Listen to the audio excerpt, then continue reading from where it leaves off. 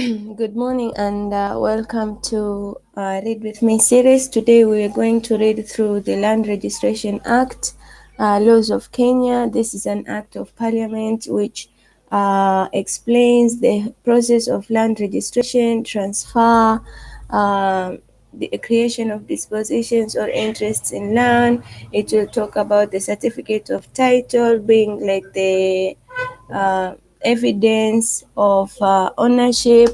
It will talk about effect of registration. It will talk about leases and searches and the certificates that are concerned. It will talk about in case of companies, okay, how do they uh, dispose of property, how do they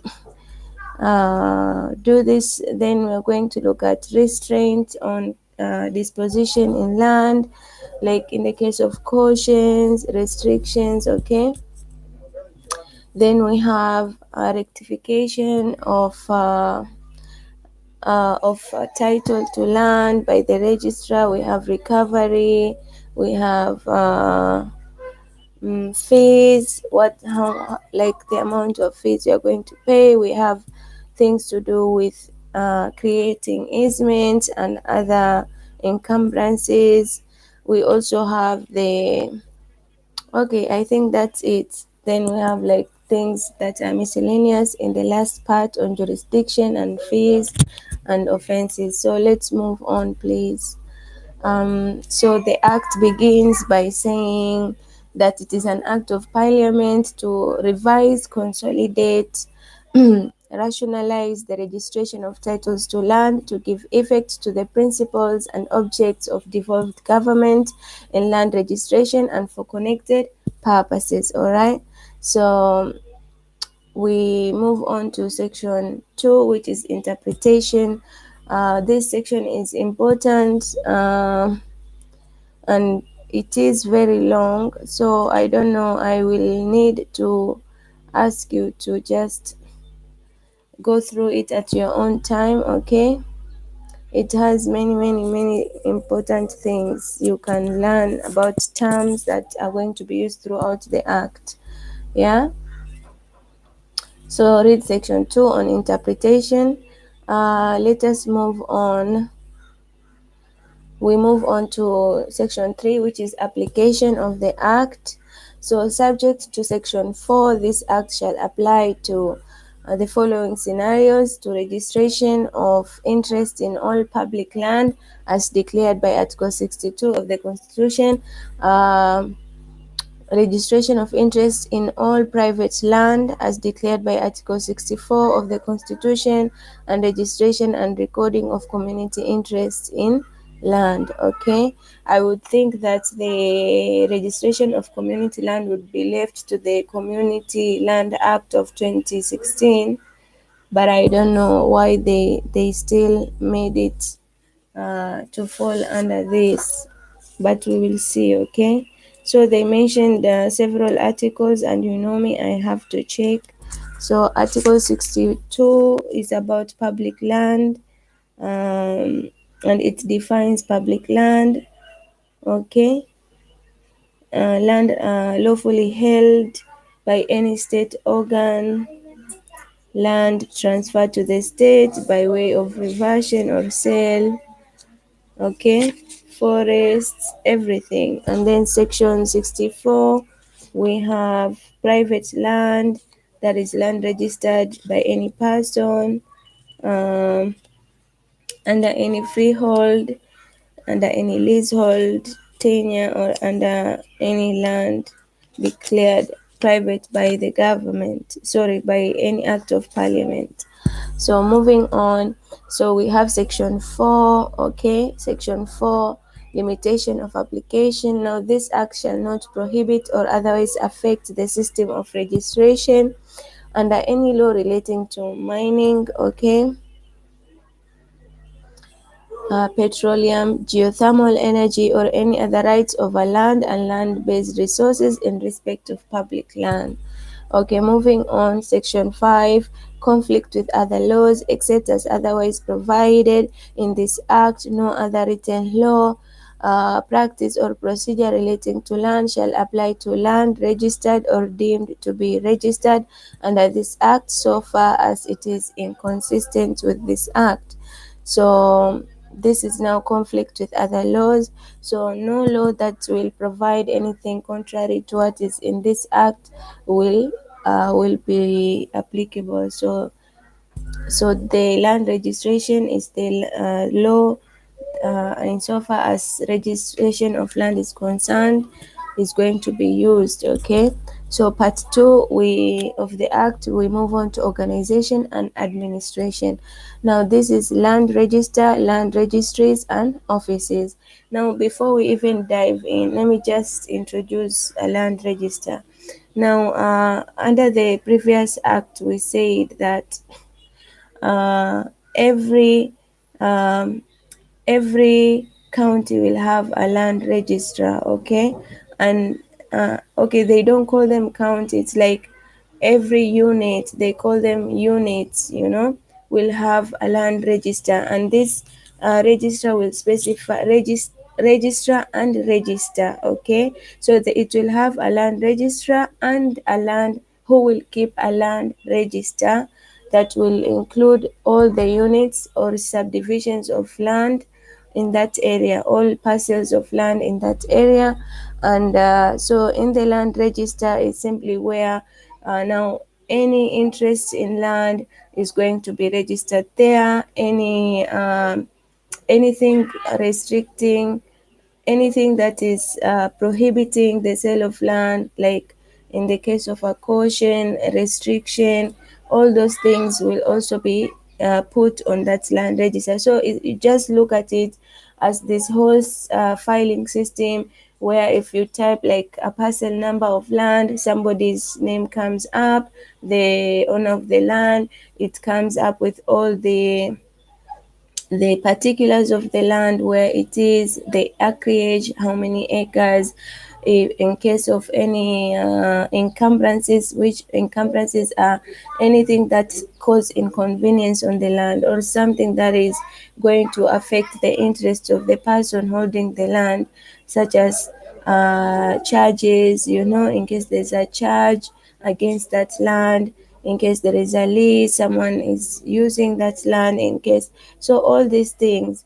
in case of also prohibitions of selling it, in case of caveats like buyer beware, in case of what do we call all this, easement, everything will be indicated. In case the government has booked the land for compulsory acquisition, that will also be indicated there. So land register is somewhere, is an updated system. Look at it like this filing system, an updated one, which can, if you enter any details, they'll pop up with all this information about the proprietor, the encumbrances, the everything will show up, and it will be updated from time to time only by the registrar of lands, who has the sole mandate of doing these updates or entries on the land register. Also the land registries, now these are, like you can call them like the offices or the that capacity of doing this, and yeah, and offices. So we move on. Section 6, registration units. Now for the purpose of this act, the cabinet secretary, who is Farida, is she Farida? Yeah. Farida, the cabinet secretary, in consultation with the commission and the county government, shall by order in the gazette constitute an area or areas of land to be a land registration unit, and may at any time vary the limits of any such units. So it's Farida Karuni who is going to be in consultation with the National Land Commission and county government, by order in the gazette, is going to identify the particular units or areas of land, okay, to be a land registration unit. So she will make the identification, and she will and this unit now will have like a map. We're going to talk in detail. So every registration unit shall be divided into registration sections. So we have registration sections which shall be identified by distinctive names, and maybe further divided into blocks which shall be given distinctive numbers or letters or combinations of numbers or letters. So for the purposes of identifying these areas of land, they are not all going to be named like under just one general name.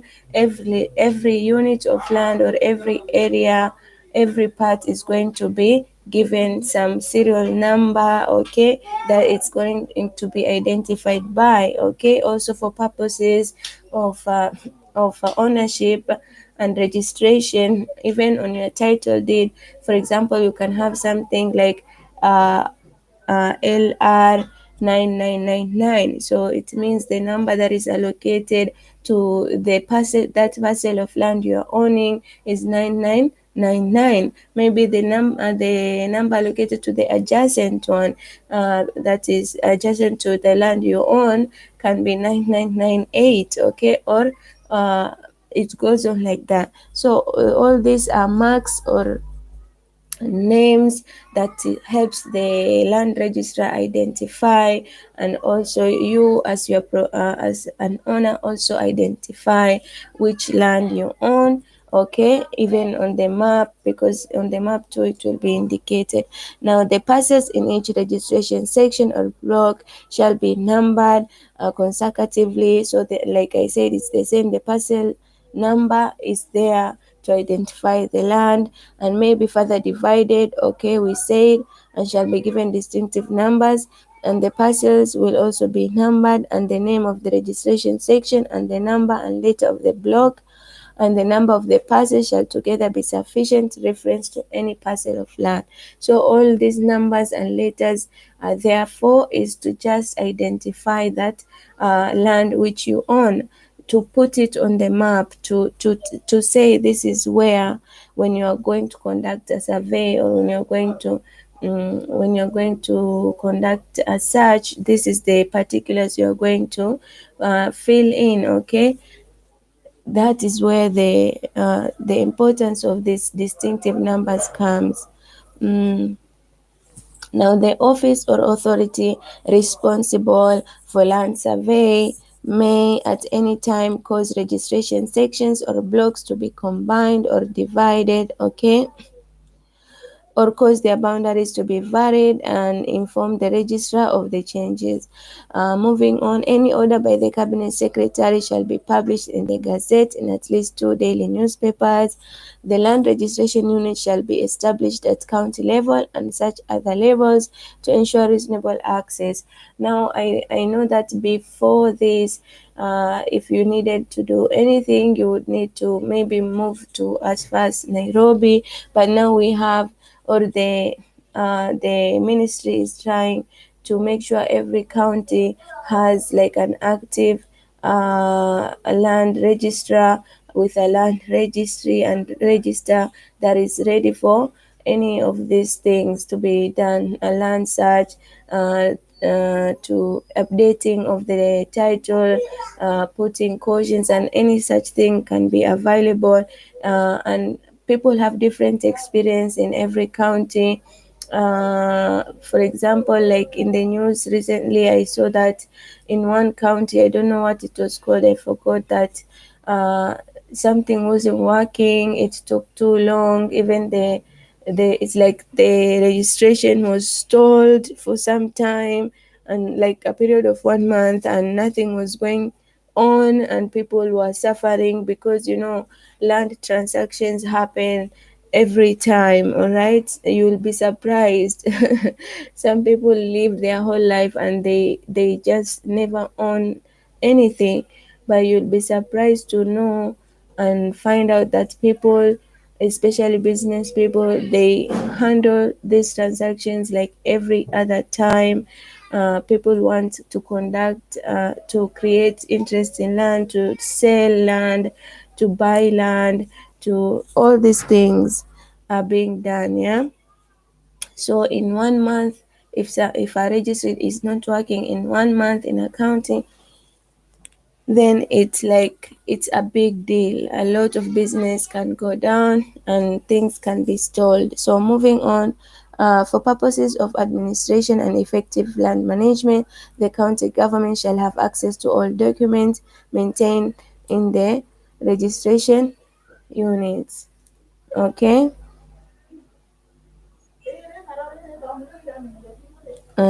So, moving on to section 7 about land registry. So, there shall be maintained in each registration unit a land registry in which there shall be kept the following things. Number one, a land register in the form to be determined by the cabinet secretary. Okay, so there will be a land register. Okay, there will be a land register in every registry.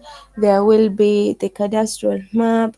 The map is simply for identifying the parcels of land and putting them on the ground, like pointing them out. So we have parcel files containing the instruments and documents. Okay, that support subsisting entries. So there are like these binders, or files that are kept with entries of people who have maybe who have who are proprietors of land, okay, and who have they it's like I don't know why won't they use a computer to store all this information, but I understand that computers can be tricky, so they still keep the binders or files containing instruments and documents of title or belonging to different people, uh, with entries like in the case of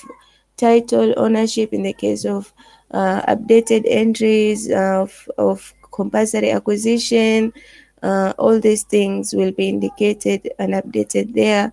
A registry will have plans after a date appointed by a cabinet secretary, which are geo-referenced. Okay, they will have a presentation book in which shall be kept a record of all applications that have been done with the registry, numbered consecutively in the order in which they are presented. Okay, if someone applied for a search, it will be shown there. If someone applied for a caution to be put on any parcel of land, it will be shown there. Okay, and then we have like an index in alphabetical order of the names of the proprietors.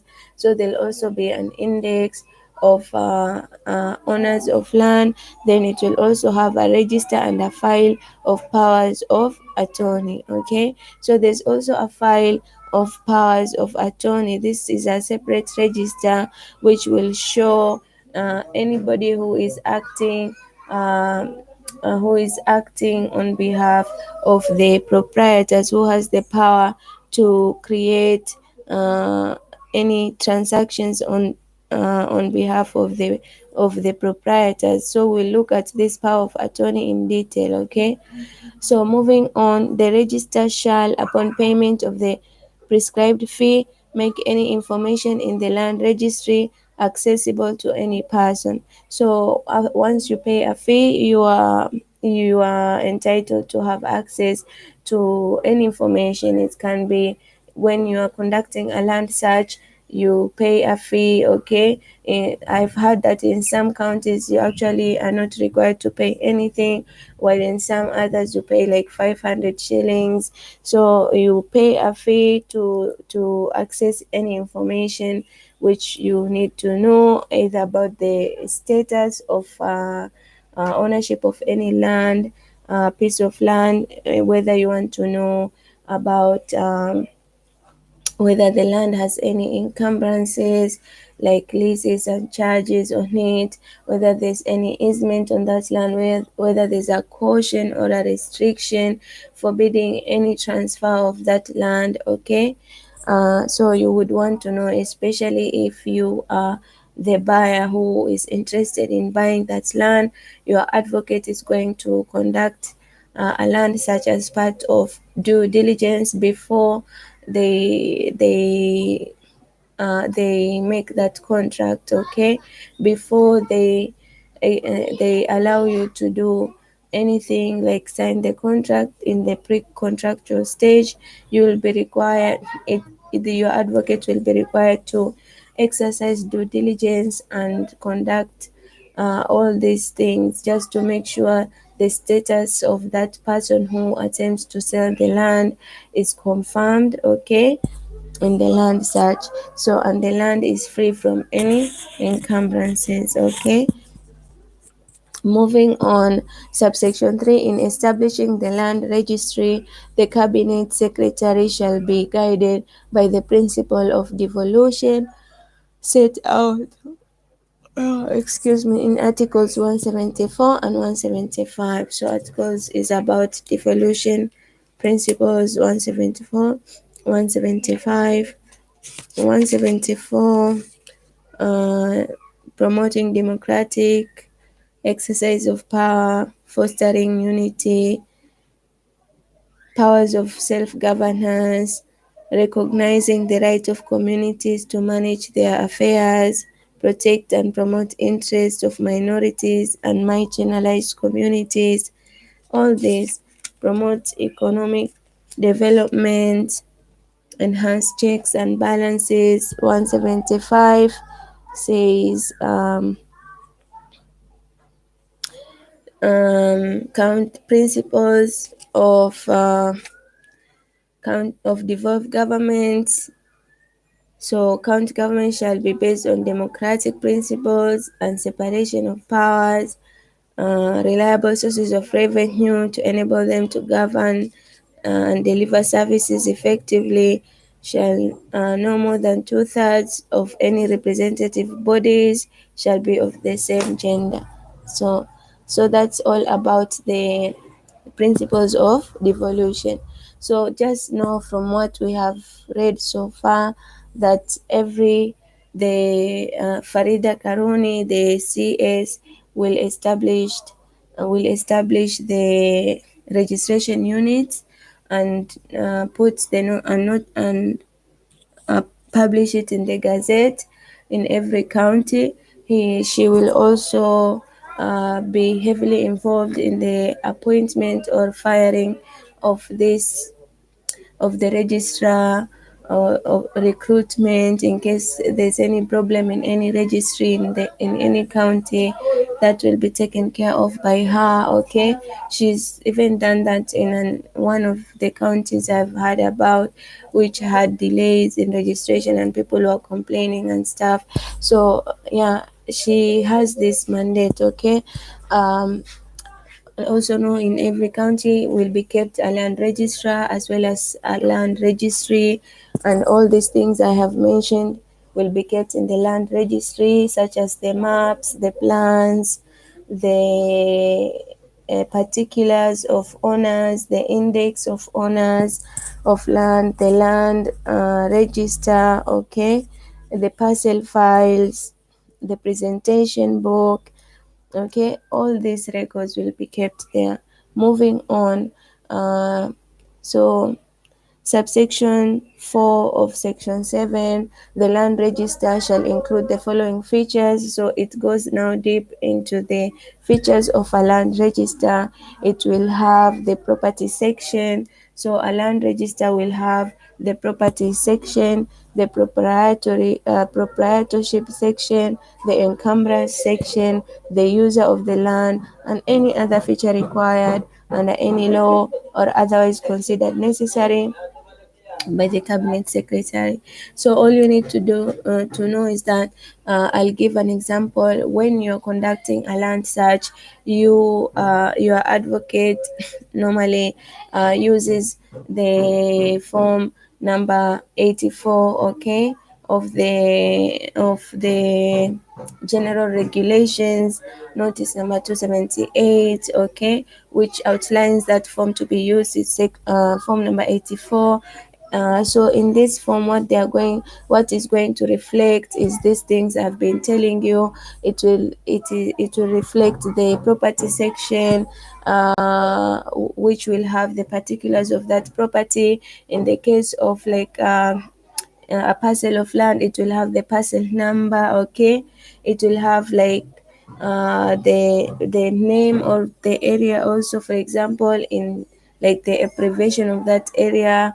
So this is what will be contained in the property section, the identifying particulars of the property, the parcel number. And then the second part will be the proprietorship section. Here it will indicate the the the type of tenure of that title is being held in. It can be a freehold, where it will indicate freehold. It can be a leasehold, where it will indicate a leasehold. Okay, it can be also indicated, instead of freehold, it can be called absolute title, so it can indicate absolute.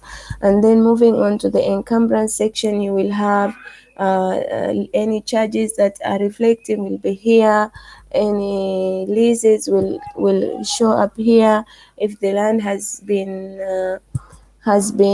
booked for compulsory acquisition, everything will reflect. So then we'll have the section on user of the land and any other feature required under any law or otherwise considered necessary by the CS, the Cabinet Secretary.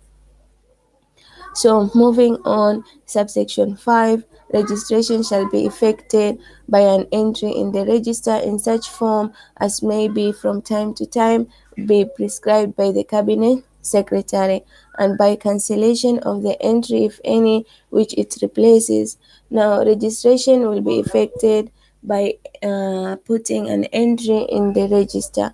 And who does this? It is the Registrar of Lands in that particular registry. Okay. Uh-huh.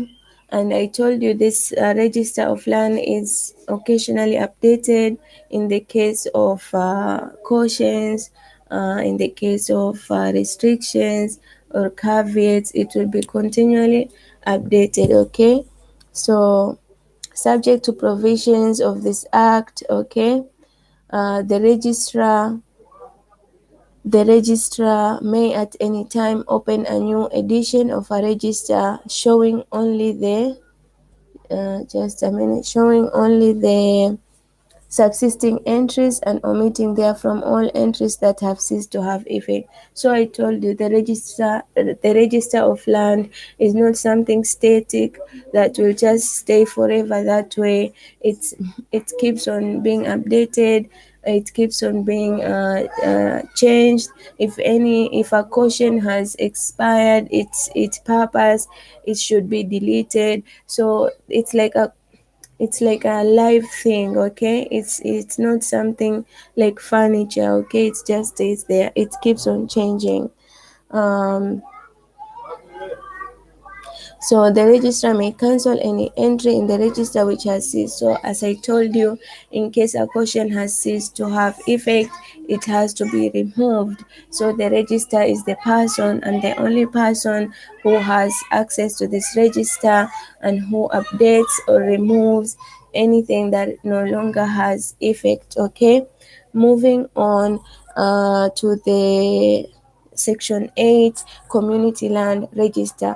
Now, subject to the legislation on community land made pursuant to Article 63 of the Constitution, there shall be maintained in each unit a community land register. So, in which shall be kept. So,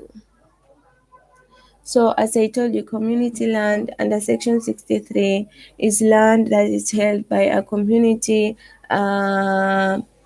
Maybe as a result of the ancestry, a community which is unique, has all this, cultural or let me just look. Okay, on the basis of their culture, on the basis of ethnicity or other interests.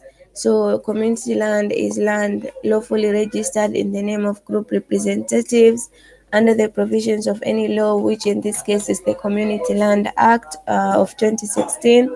In this act, it outlines the process of registration for community land in Kenya through the group representatives, or a member of or a register of members and bylaws and all these things. They will come about. Now, under this section 8 of the land registration, it attempts to provide for the registration of community land. But I already told you, legislation came in 2016 called Community Land Act, and this one now gives in detail the entire process that community members need to take.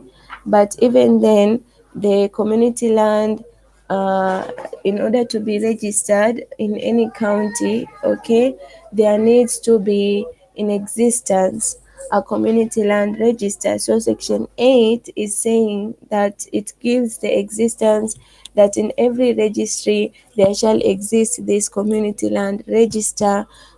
This register um, will be maintained in every registration unit by the land registrar, okay, and it will have the following: a cadastral map showing the extent of the community land. So it will have a map, okay.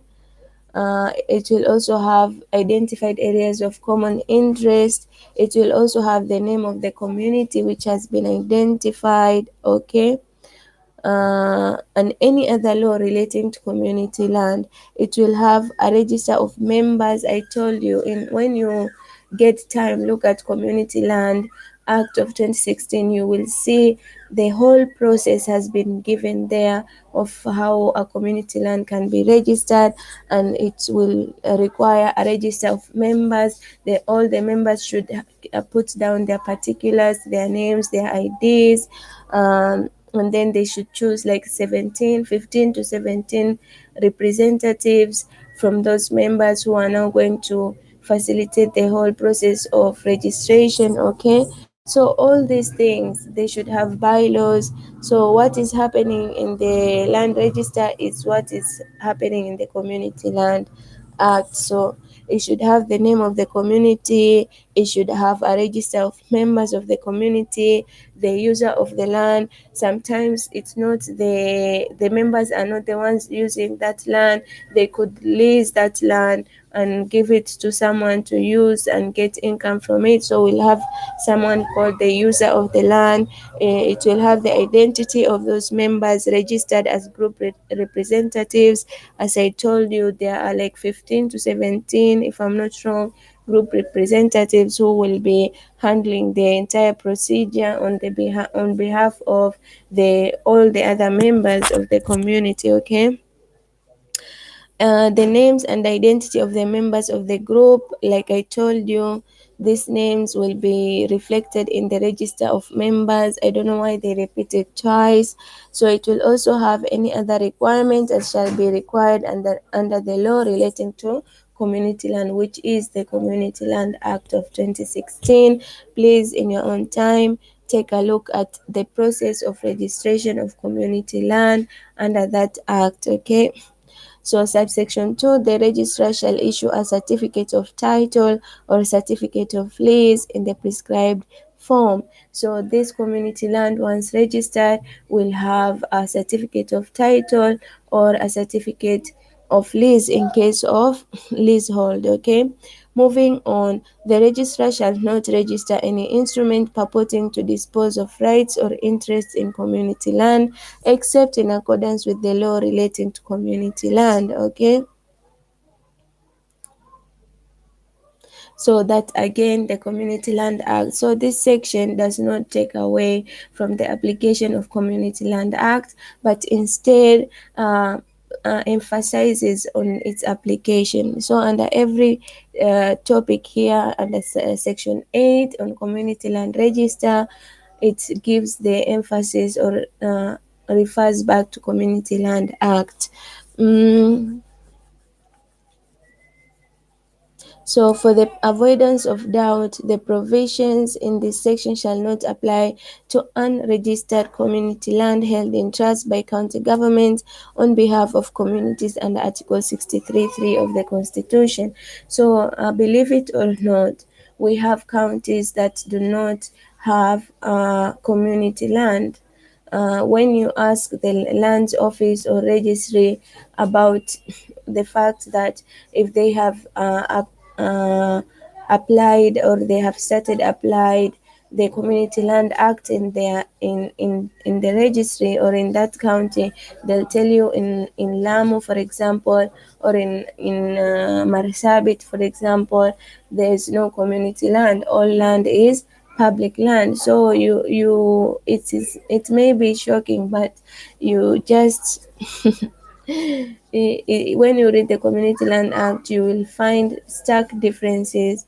And even with the, like, it's been like almost 4 years now, 5 years, and we don't have a thorough, like, a thorough registration going on or implementation of the Community Land Act in all the areas of Kenya because of that, because the government wants to build so many projects and development projects, and it knows that it will need this land. Okay, so all land in most of these counties, marginalized counties, is held to be public land, and there's no such thing as community land.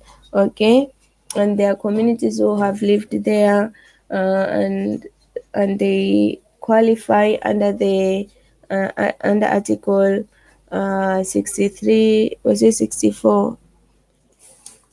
Under Article 63 of the Constitution. Okay, they qualify to be like a community that is described under that, but still the land they have lived on for generations is not considered to be community land, but it is considered to be public land. Now moving on.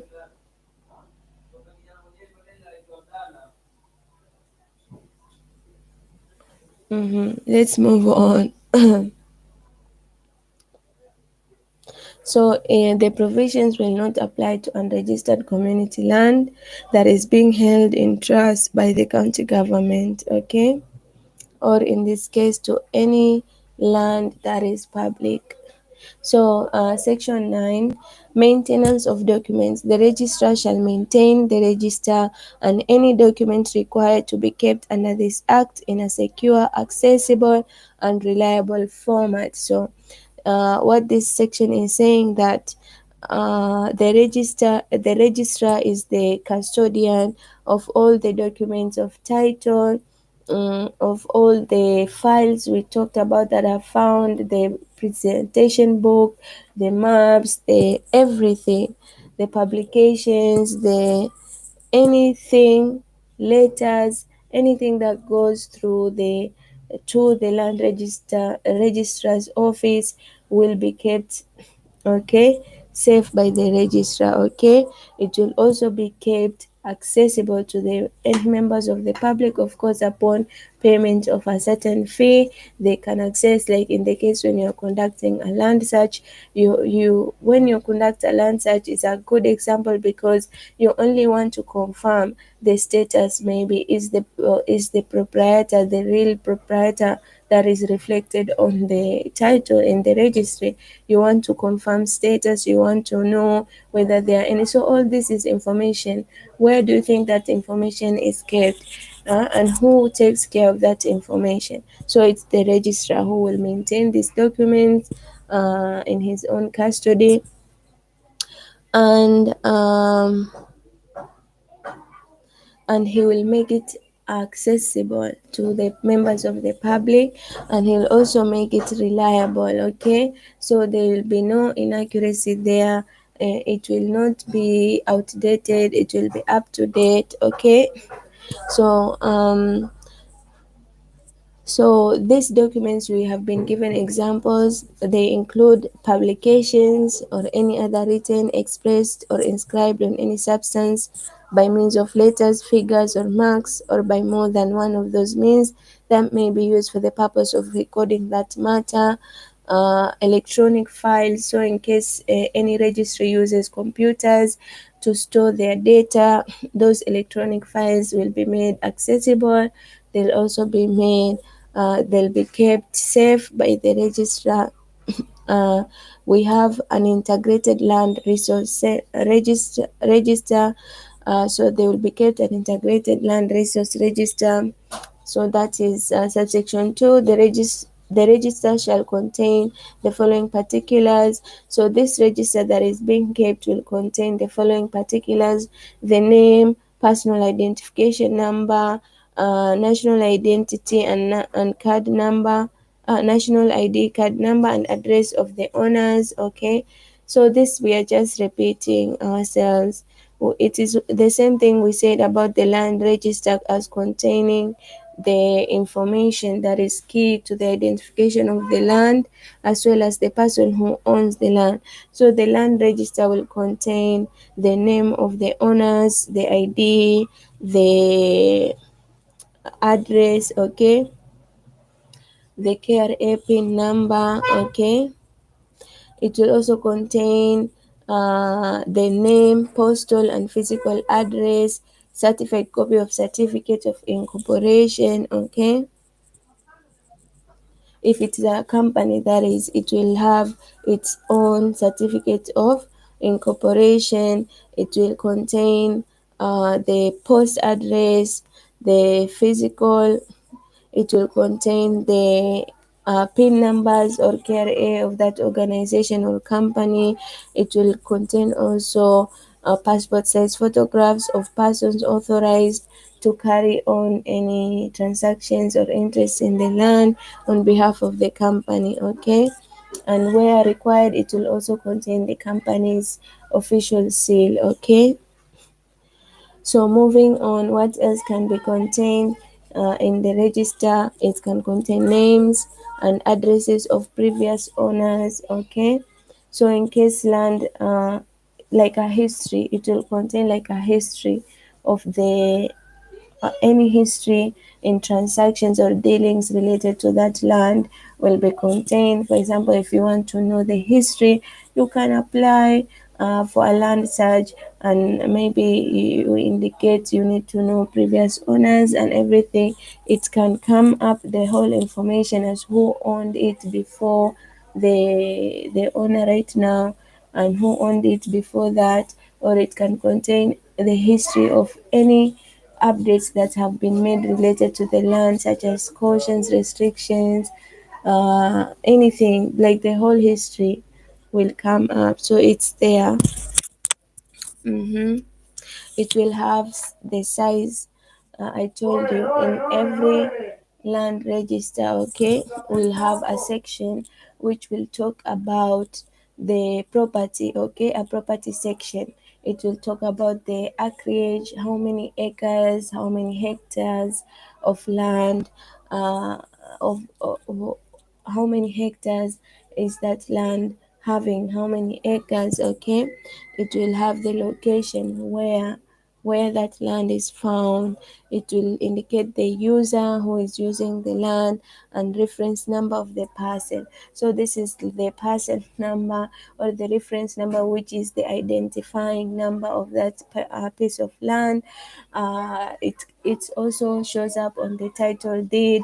I gave you an example. Zamani Kitambo would have a number like LR 9999. So that is a parcel number. It is the identity of that piece of land, okay, for the purposes of ownership.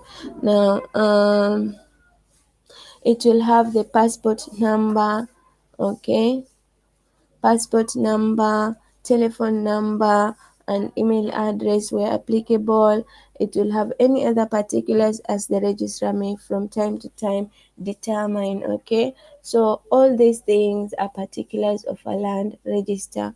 A land register which the registrar will maintain and keep accessible to the public, to anybody upon payment of a fee, to anyone who asks. Okay, so moving on, section 10, public access to the register, subject to the constitution and any other law regarding freedom of and access to information. The registrar shall make information in the register accessible to the public by electronic means or any other means as the chief land registrar may reasonably prescribe. So I told you it's the same repetition. The public has access to the registrar, to the land register, or any information contained inside it by payment, by simply pay some fee. Okay.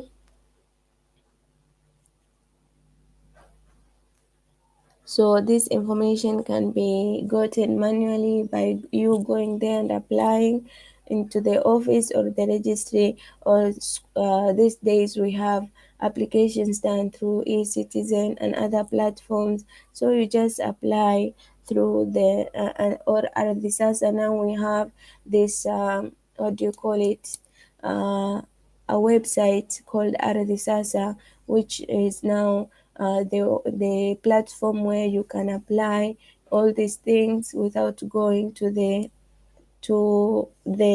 office itself. Okay, you can apply to via Ardhisasa. Last time I checked, Law Society of Kenya was like complained to the ministry about that website not working for like a whole month, so making things very difficult for advocates who are trying to conduct searches and to effect any transactions of a land. And I don't know if that has been rectified, because even I tried once logging in, and it just kept on loading and not working. So moving on. So Section 11, Seal of Registry. Each registry shall have an official seal, and every instrument bearing the imprint of the seal shall be received in evidence, and unless the contrary is proved, shall be deemed without further proof to be issued by or under the direction of the registrar. All right. So we have something called a seal of registry. This is where every registry has a seal, and this seal, okay, is a very important imprint or a stamp that will what do you call it, that will make official any document that you apply through the registry. It will bear that seal. Okay. Mm-hmm. Mm-hmm. So that seal, just like any seal, it's for is to show, is to prove that indeed it is the registry uh, that has certified this document. Okay, that indeed it is the registry that has issued this document. So moving on, section 12, appointment of land registrars and other officers. So there shall be appointed by the Public Service Commission a chief land registrar, a deputy chief land registrar, county land registrars, and such other officers who shall be public officers as may be considered necessary for the effective discharge of functions under this act. So, who appoints the state officers or public officers? It's the Public Service Commission. That's all you need to know. Okay. So the registrar is a public officer, and so he will be appointed by the Public Service Commission. And we have like five offices: the office of the Chief Land Registrar. We have someone who is acting as a deputy under him. Then we have county land registrars. We have the ordinary land registrars. Okay. Subsection 2. Any officer appointed under this act shall be competitively recruited and vetted by the so just like according to the constitution, there is vetting required of public officers, or anyone who assumes a state office or a public office must be vetted. So moving on, section 13, qualifications for appointment of chief land registrar. A person shall not qualify for appointment as chief land registrar unless such a person is a citizen of Kenya, holds a degree from a university recognized in Kenya, is an advocate of the High Court of Kenya of not less than 10 years standing, has had at least 10 years experience in land administration or management. So I am surprised to find out that the chief land registrar is a person who is an advocate of 10 years, not less than 10 years standing, and like 10 years experience. So I think this is a good thing because uh, this whole thing, this whole department or ministry or registry is about rights and ownership and title, and someone needs to, whoever sits on that chair needs to have had experience in land administration and management. He needs to have known the laws applicable to land and transfer of land, the rights accruing to all the members. Okay, so it makes sense. Moving on.